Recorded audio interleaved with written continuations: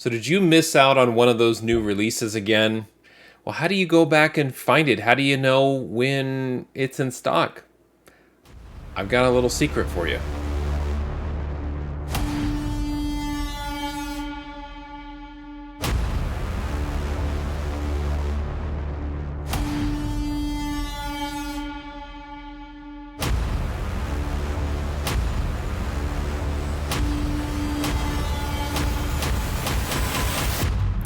Okay, I have an unboxing video for you today from Midtown Comics, and it includes a couple of books that I missed out on from pre-ordering and on new release day, but I still got them. How did I do that? Well, I'll tell you. I use wish lists, and it's one of my secret tools in my arsenal. So it's not just a bunch of spreadsheets telling me what to buy. I actually use a lot of what these online stores make available to customers at no charge, and one of them is a wish list. Mile High, Midtown, and other sites leverage this feature, and it's one of those that I can't stress enough how important that is, the wish list feature. And I'll go ahead and unbox these comics and show you a couple of these as an example.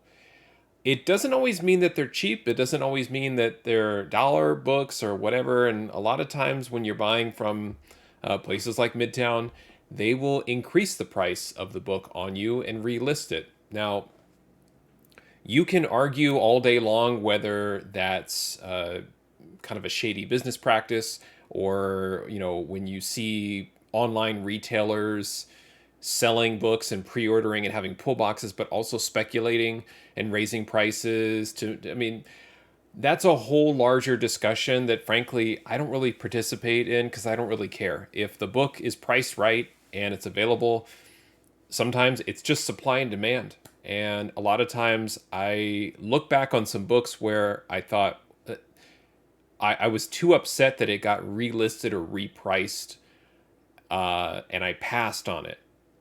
And then because I became emotional, I ended up really, really missing out on the book. A good example of a book that I struck on was Something is Killing the Children, issue number one. Actually, two examples, that one and Batman 89. Both of them became, well, not Batman 89, it was You're the Villain, first Punchline. Anyway, Punchline stuff, don't get me started. But in those two or three scenarios with Midtown, those books were relisted. I had them on my wish list, and I want to say they were around $30 each.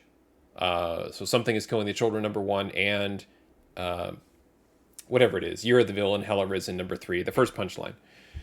And you could sit there and be upset that those books were relisted after new release day, and the price was inflated.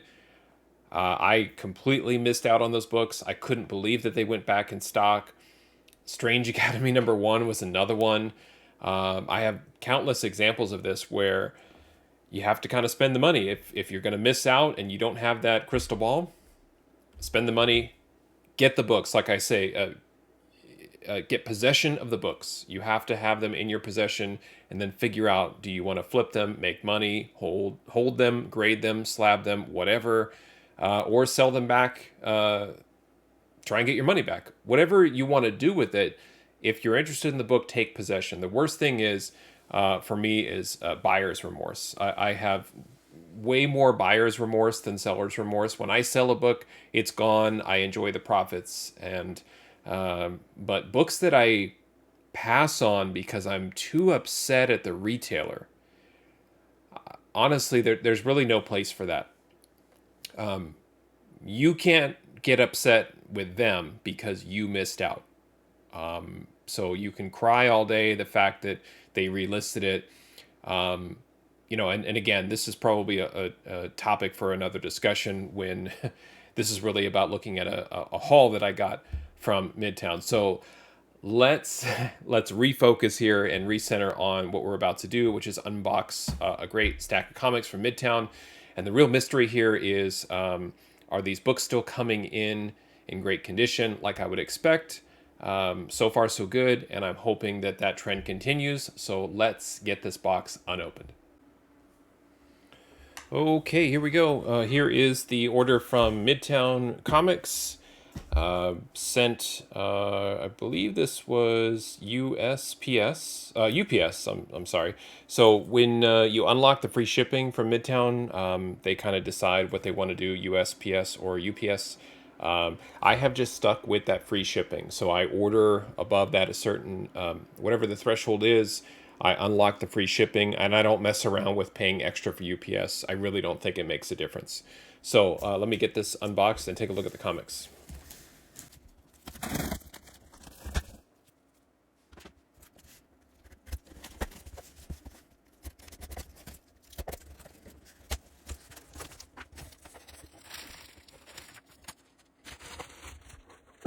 Like I always say, save that bubble wrap. The best in the industry. I love it.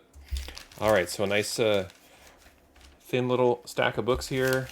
Got the Midtown paper bag. Okay. And let's see how we did. So just kind of giving it a little bit of a first inspection here. Just looking for general damage. It looks to be okay. Won't know until I really get in there, but there's the corners. Typically, if Midtown's orders are damaged, then the boards are damaged. So these look clean, so my fingers are crossed. And let's see what we got. Let's get into it here. Maybe I'll save this one for the end because that's one of the wish list items. How about this one? Okay, this one's a good one.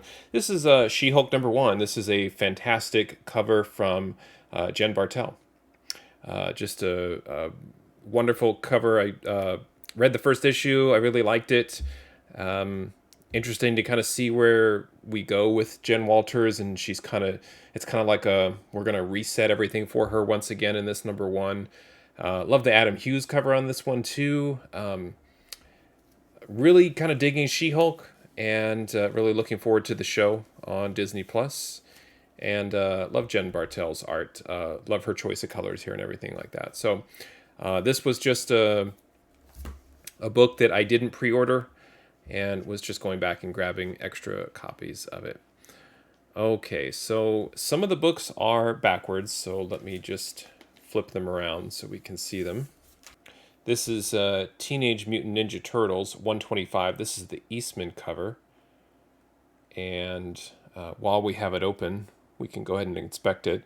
This waviness is really IDW's problem, not Midtown's. That happens a lot with IDW books, but this is a book from Midtown. Like I say, when they're good, and when they're not, they're not. So you can take a look here. Looks to be a 9/8 candidate, depending on whether or not you want to smooth out that wrinkling going on. And again, that happens with like Dynamite and IDW. They use the same paper quality, or same paper type rather. So not bad. I would probably, if I really wanted to be extra, I would go ahead and press that out. But if you're gonna downgrade it because of the manufacturing waviness on the paper, that's a 9/6 then. So nice copy there of Ninja Turtles 125. All right, so that one I'll set aside too. How about Timeless? Remember that book? Remember Timeless? Miss Minutes. Everybody was all over that. I totally whiffed on that one and went back, and they have a bunch of Timeless #1 cover A's in stock right now. I may have ordered this a couple times in different orders, but I want to make sure I grab this just in case there are any revelations in here with as it relates to Miracle Man. I wanted to check out the story too. So here is Timeless #1. This is just the standard cover A. Great Kang cover. In addition to that cover A, as a Rogue fan, as an X-Men fan, I wanted to grab the Stormbreakers variant. This is the Carnero Stormbreakers version of Timeless #1. And it's a little bit of a different take on the Dodderman X-Men variants, where we're seeing the character in all of their different costume iterations. And I have another order with Midtown where I went nuts on those, and I think I got just about every one, even the incentives. And I don't know, I just love that. Black Widow, Storm, I just grabbed them all. So this one is the character in shadow here, and thought this was an interesting design concept. So many great covers with Rogue and the green solid background. And yeah, there's another variant for Timeless #1. All right, let's do the one you can see. This one I keep picking up. This is, I think they relisted this from cover to about $14. So again, kind of thinking about that wish list kind of approach. Try not to be too upset or bitter when the book does get relisted and you get that notification. And this is one that I put on the wish list, and I believe it's still there. Again, cover price says $4.99. They listed at $14. I bought a copy of this from Golden Apple Comics for $15, so that seems to be about the going rate. It could be high right now. I don't know if the Lilo Bloodstone spec has cooled off. It kind of depends on what those market influencers are. I almost said manipulators. I meant influencer, and what they're doing to the market right now and who they're specking on. So it seems like this one's already forgotten, or this is kind of a cold issue. I grab it. I still like the cover. I like cover A and B here. Certainly the design variant is the one to get, but I'm grabbing multiples of these because I do feel like the Bloodstone family is going to be a thing at some point down the road. But this was something that ticked on the wish list, and I'll explain that here in a second. Let's get this book open and see which one this is. And this is the Sozamaika Red Sonja Valentine's Day special cover. This was another one that kind of popped late. From Dynamite, you're going to get paper quality, condition quality. There's a faint line running up and down the book here. But looks to be in pretty good shape. But what a gorgeous cover here. Really great. I was able to snag the minimal version or the black and white version. I forget which one, but I grabbed that in another order. A lot of these were a limit one per customer, and so I wanted to make sure I got at least one in this order. She does appear to be cut off, and I have heard people talk about the Thundercat sword there. So not much more to say. I just am keeping an eye on that artist and seeing what other books have gotten some attention. There was the Catwoman incentive as well that took off. So this seems to be kind of a go-to artist for new releases and spec. Now, let's get back to wish listing. So the purpose of the wish list is kind of what it sounds like. You would put a book that you're looking for that has that item detail page, and then when you go to that item detail page, it says that it's sold out, but there's an option: do you want to add this book to the wish list? And sites do it a little bit differently. And with Midtown, it's typically once a day. Sometimes it's a couple times a day, but I think consistently, or the most common alert I get is probably around, I would say, 6 a.m. Pacific, 9 a.m. Eastern, somewhere around there. Somewhere between, let's say, 9 a.m. Eastern and 10 a.m. Eastern. Somewhere in there, it seems like their stock gets updated and the wish list notifications go out. So every day I just kind of check my phone and see if I get an alert via email.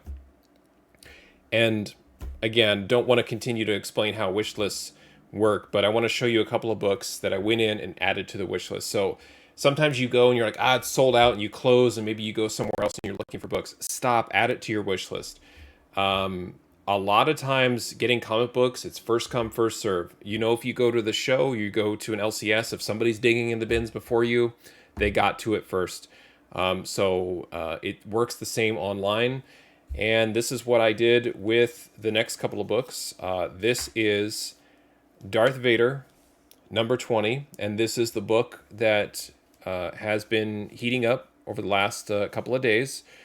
And you were supposed to pre-order this book, or you probably have a hard time finding it at your LCS. At Midtown, it was a limit one per customer, and it showed up on the wish list. I grabbed it, grabbed the books that you just saw, and ordered it. This is, I guess, the first cover appearance of The Mandalorian and Grogu right there on the cover. There is a second print in the Beskar silver border, but this is the first print. And I think the first and the second print are going to have value long term for the Star Wars collecting community. And it was a limit one per. And like I say about that with Midtown, it's one per customer, but it's really one per order. So if you place an order and you come back an hour later, you can place another order. And you can just keep doing that, and they will hopefully send you that book in each order. You'd have to pay for shipping if you're ordering it one at a time, so it's not really financially, it doesn't make sense. It's not, it doesn't make economic sense to do that. But I have this book in 2 other orders, so I placed them a couple days apart. So again, a good use for the wish list because that book popped. And sometimes you're maybe wish listing for things that you think they're never going to put this book back in stock. Why even bother? Do it anyway.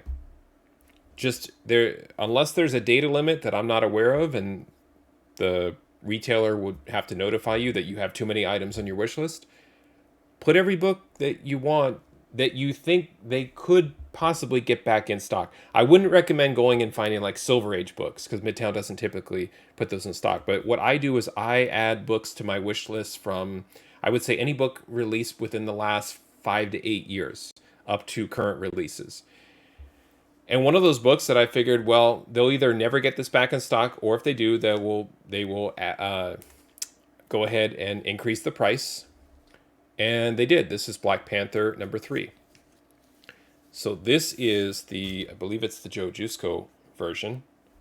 And there it is. So this was totally a wish list alert notification situation. And I don't know if they have returns or they just put books aside to sell them later. Let's look at the condition here while we're here. I did pay more than cover price, so there is a little bit of corner softening there.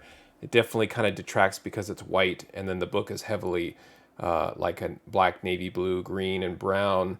So that white right there is a little bit of an eyesore, but it looks very clean otherwise. Looks very good. So again, if you're gonna be super picky with the book, you'd knock it to a 9.6 because of that corner, but it looks great. Looks really good. Here's the other side in a little more detail. And like I said, when Midtown's good, they're good. And this one's really good. Don't even need to press that one. So there's no spine issue there whatsoever. So you could just straight send that one in and hope that that corner is the most significant defect and everything else looking super clean and crispy. So yeah, I'll have to think about whether I give this book a 9.8. It's a little bit of spine splitting at the top corner there. So if I really, really wanted to, just hold off and give it a 9.6, I might. But it's still going to have value as the community continues to drive up the price of this book. And there you go. So that is how I make use of wish lists. I take these books that I see are on lists that people talk about on social media, and I go back and I just say add to list. It's easier to use the latest technology, use my phone, get a nice alert that says, hey, Black Panther 3 is back in stock. Price has gone up, but we've got it if you want it. Click over, buy it now, arrives at your house in a few days, and you've got the book. So let me know, do you use wish lists? Do you use some other techniques for tracking when books come back in stock at some of these online retailers? Let me know in the comments. I'd love to hear your stories too. Thanks for watching, happy collecting, and see you next time.